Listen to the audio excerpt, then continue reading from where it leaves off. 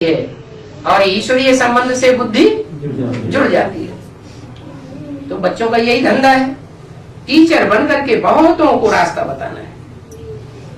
पहले तो ये नॉलेज धारण करनी पड़े। कौन सी नॉलेज? कौन सी नॉलेज की बात कर रहे थे इस मुरली में?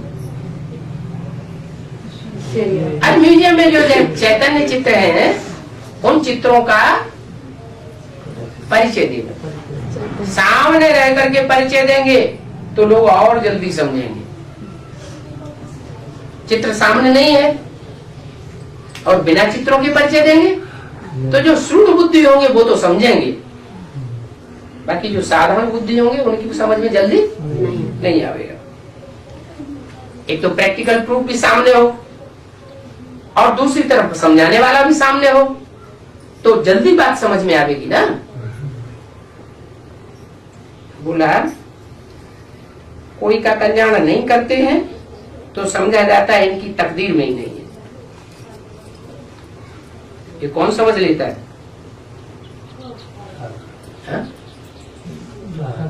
कोई भी टीचर ये समझ सकता है कि ये स्टूडेंट जो रास्ता बताया है वो रास्ता अपनाता ही नहीं और अपने कल्याण में लगा हुआ ही नहीं है। तो समझा क्या जाता है कि इनकी तकदीर में राजयोग से राजा ही पाने का है ही नहीं। बहुत बच्चे तो कहते हैं बाबा हमको नौकरी से छुड़ाओ। क्या शर्त रखते हैं? हमको इस नौकरी धंधे से छुड़ाओ तो हम ईश्वर सेवा में लग जाएंगे। अरे ये नौकरी धंधे का जो बंधन डाला है वो बाबा ने डाला है क्या तुम्हारे लिए? ये पूर्व जन्म में हमने ही डाला है। कुछ आत्मा ऐसी होती है, ऐसा जन्म लेती है, ऐसे घराने में जन्म लेती है कि उन्हें धन कमाने का कोई चिंता ही नहीं, मुहैया धन है, कोई फिक्रात नहीं, कोई धंधा धोरी आदि करने की, नौकरी करने की बिल्कुल दरकार ही नहीं।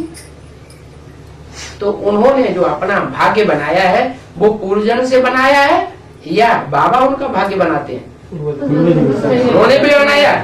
और जो अभी धंधे धोरी में लगे हुए हैं उन्होंने भी अपना बंधन अपने आप ही बनाया। तो कहते हैं हमको नौकरी धंधे से छुड़ाओ, हम इस सर्विस में लग जाएंगे, ये शर्त रखते हैं। तो बाबा भी देखेंगे, क्या देखेंगे? उनसे पोता मिल मांगेंगे। बाबा देखेंगे कि इनके पास जो पूंजी है वो बरोबर है। नौकरी से या धंधे से जो कुछ भी इन्होंने इकट्ठा किया है वो इतना इनके पास है कि ब्याज लेते रहें, खाते रहें और आने जाने की ईश्वरीय सेवा में लगाते रहें। पूरा पोता मिल देंगे तभी तो बाप को पता पड़ेगा। तो बाप कह देंगे अच्छा छोड़ दो, लगो इसी ईश्वरीय सेवा। तो बोला बरोबर इनकी पूंजी है, बंधन मुक्त हो सकते हैं। कोई तो बंधन मुक्त भी है क्या? कोई जरूरी नहीं है कि नौकरी करें, धंधा करें।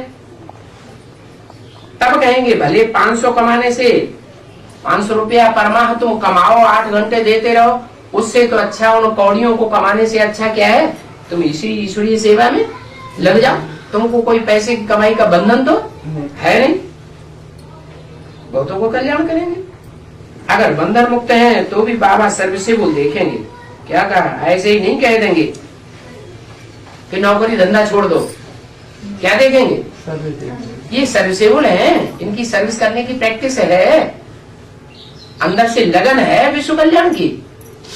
अगर ये लगन नहीं है तो कहेंगे तुमको माया खा जाएगी। क्या तुम बेकार बैठेंगे तो वर्कशॉप बन जाएगा। एम्प्टी माइंड किसका वर्कशॉप है? शैतान का वर्कशॉप बन जाता है।